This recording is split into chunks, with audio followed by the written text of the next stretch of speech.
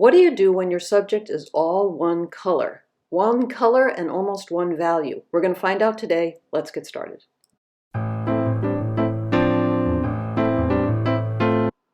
Well, I always like to share whatever I've just learned, and so I thought I would share this today. This is all about using color in order to make form. Now, if you've watched my videos for any period of time, you know that I rely on value to create form, meaning how dark or light a color is. But we're still going to be talking about value, but the challenge here is if you look at the photograph of the apricot preserves, it's all one color pretty much. So I had to ask myself the question of what do you do if something is really all one color? See, in the past, this would have been a subject that I wouldn't paint because it doesn't have enough variation of value in it. It doesn't have a good underlying notan or pattern of shapes. And so I have to rely on color and temperature here, which is a new concept for me and something that I'm just beginning to understand and appreciate. So the first thing I do is I use some Naples yellow to put in the places that I know I want to keep absolutely white because I don't use any masking fluid. So that's done. The next thing I did was put in a bit of a shadow, which was using cerulean blue, permanent rose, and Naples yellow to make some of those neutral grays. It's really important that everything stay neutral behind and around this jar, because that's going to make my actual colors look more colorful. And I do have a video about that. When color is, if everything is color in a painting and you don't have neutrals, then basically it's as if the colors neutralize each other. If everything is color, then in a sense, nothing is color. So in this case, I had to make a decision. I had to decide what am I going to do? Am I going to have my subject be colorful or I'm going to have my background be colorful? And of course, I picked the subject because I liked the color of the jelly in the jar.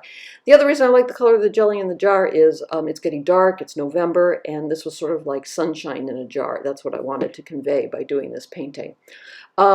This is also an unusual video for me, and probably in about 2 seconds everybody's going to leave, because I usually don't have videos that are this long, but I wanted to slow it down enough so I could narrate it, because I really wish someone had told me this a long time ago, because these concepts, because I didn't understand them and I didn't know them. So the problem is, as I say, that the jar is basically one color. That color is orange, and they're all the colors in the jar are all around the same value. So there's not much I can do in terms of finding patterns. I have to rely on color. So although these colors look different, that yellow looks different than the orange and that looks a little different than the red, the truth is they're all the exact same value. If you squint really hard, I guess the yellow is probably a value of 1, the orange is probably a value of 1.5 or 2, and the red is a value of probably 2 at the most. But the point is that overall, all the colors, this whole jar, only has a value of 1 through 2, or 2.5, maybe 3 at the most. And that's what makes it a tricky thing to paint, because I can't rely on value. I have to actually match value. So I have to match and look at how to create value and color at the same time. Now I know in painting we're always looking at value and color at the same time. But usually when I'm painting, I'm trying to find the differences in value. And here I'm trying to find the sameness. So let me explain that for a second. If you look at the background behind where I put the gray behind the jar, that is a lighter gray than the contents of the jar.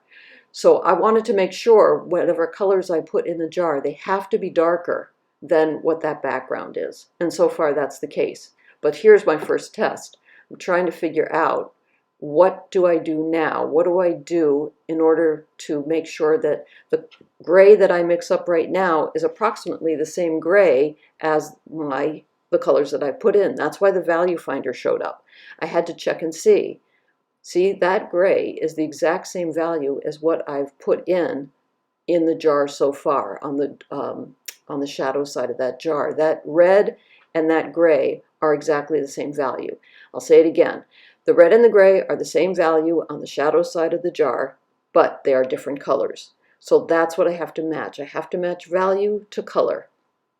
Because, like I said at the very beginning, this whole jar is almost one value altogether. So I have to match value, and what I shift is the color.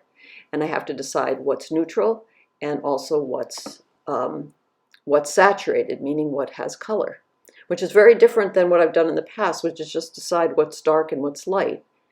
All right, so this side of the jar is darker, but I'm going to squint for a second. Yeah, that's probably a value of 3. So this whole painting is probably only has values of 1 through 3 altogether. That's not a very big range. So if you don't have a lot of range in color, then you kind of have to rely on a lot of color mixing in order to be able to see where the different masses are. That is probably the worst explanation ever. Let's see if I can clarify that a little bit. I'll say it again. If you have something like this, it's basically a shape or a form, and it's almost all one color, then I have to find all the different colors that are represented by values 1 through 3, instead of what I would usually do in a painting, which is have values 1 through probably 6 or 7, sometimes 8. Now, there's one exception to that. I did find my lightest lights at the beginning, and I remember I took some Naples yellow and masked them out. I'm not going to go near those. Those are going to be my lightest lights. And there's one really darkest dark. I think there's another one later that comes up, but right where the jar hits the table, there was a dark. So I put a little bit of cerulean blue under there. But at this point, I'm moving pretty slowly. I think I said earlier, I'm not sure if I did or not, but this is only twice as fast as I usually paint. So this is going pretty slowly.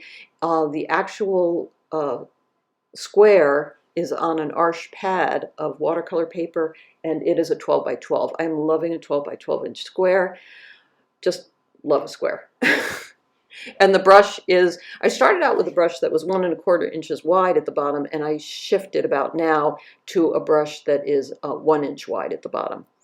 So here's what I had to do again. I have to match the gray in the label. It's actually white, but because it's in shadow, it's actually gray. And it's the exact same value as that red, the dark red color. So I have to match that. That's why I made a test dab up there. I wanted to make sure it matched. And it got a little bit lighter as it went down the side of the jar, so I added a little bit of yellow to it, yellowed that gray. If I yellow the gray, it's going to get warmer, and if I put blue in the gray, it's going to get cooler. Now I needed to think about the top of the jar. This is in shadow, and that might just be the darkest dark in the painting, besides that one place underneath the jar, that one red stripe that comes across the lid. So you can see it was red, but has quite a bit of probably cerulean blue in it in order to tip it toward violet. Now I'm not sure. It's been probably about an hour since I painted this thing, so I'm not sure what happened next. Oh, I know what happened. I had to decide, I had to figure out what value the dark side of the jar was. Remembering, the dark side of the jar is only going to be a value of 3, not very dark. So I need to put that in before I get involved in any of the stripes or the checkerboard stuff. The top of the lid is lighter, so I could see, I'm not sure that I saw it, but I imagined there was a little bit of a brightness up there, so I put a dot of yellow up there. That's just me having a little bit of fun and maybe pushing my luck a little bit. I'm not sure. Sometimes, you know, it's really important to actually paint what you see, not what you think you see, but then there are other times when just intuitively you can feel a moment. You can feel, like I felt a moment of warmth up there. If I feel a moment of warmth, then I can hit it with a little bit of yellow. It'll just make it warmer. But it's really important to make sure that these values are right. And I'm keying them off of whatever I put in the jar already. So I keep looking at my test dabs and also looking below at the jar and saying, remember, you can't, everything is related to everything that you've done so far. So you can't just go rogue here. It's gotta make sense according to everything that's happened so far. So now I've got the dark side of the jar pretty much in. The light side of the jar, I've left the whites of the paper white, except where I put in that Naples yellow, but it was really light, so it'll still read as a light as it goes along. Now, Typical of watercolor, you know, when it dries, it's suddenly all that beautiful, vibrant color you had has disappeared. So I went back in with the colors that I had before because I had made some pretty substantial piles, and I'm putting a second coat in. This isn't going to change the value at all. It'll change the intensity and the saturation, but not the value. Any value decisions I already made, they're locked in now. This is not the time to deviate from the plan, that's for sure. But as soon as I sort of made that the middle of the jar brighter, I realized, oh my gosh, now it seems like the lid looks awfully faded out. I need to do something about that. So I went back in and figured out what, not only what color, but what value those little stripy checkerboard things were. And that made me have to reinforce that dark spot. So it's a little bit of a dance, you know, you're dancing back and forth, especially with watercolor. I don't know if it's the same with oil paint or not, but I find with watercolor, you kind of have to, I wish I could get it on the first try. And I know in oil paint you can scrape something out or wipe it off, but that's really not an option in watercolor. But you can darken things or make things brighter, but getting back to the original white just isn't an option at all. So the good thing about it is it makes you a more deliberate and thoughtful painter. You just have to be. You have to really have a plan. So I felt around here that things were working pretty well, and it was also time to free my brain, go away, dry things, and then come back. And I think I'll speed things up for the next clip. All right, so here we are. This is the second pass. So I would have gone away, kind of cleared my brain a little bit, and I thought, I think I've pretty much done it, but I haven't found my darkest darks. So I went in and found them. There's a little bit under the label, a little bit under the jar, a little bit just on that one stripe that came across the lid. And, you know, I have to be really careful here because if I was to change my mind about everything that I did up until now, then I'm kind of sunk. I have to stick with the plan. But these are just final adjustments. But what's important here is to find your lightest light and your darkest dark and execute those. I did the lightest light at the very beginning. I didn't know where my darkest dark was going to be, but I figured it out as I went along, and it just went in about a second ago, those darkest darks. The next thing is to make sure that the background is quite neutralized gray, and that if you see a temperature change, meaning something's warmer, maybe add some yellow or orange or red to it. And if you see something that's cooler, go into your violets or your blues. I thought about getting all involved in the background, which had a windowsill and all that stuff, but you know, I paint for myself for the most part, and I thought, yeah, I've done that a million times. I'm not that interested in that. But what I did want to do was really make the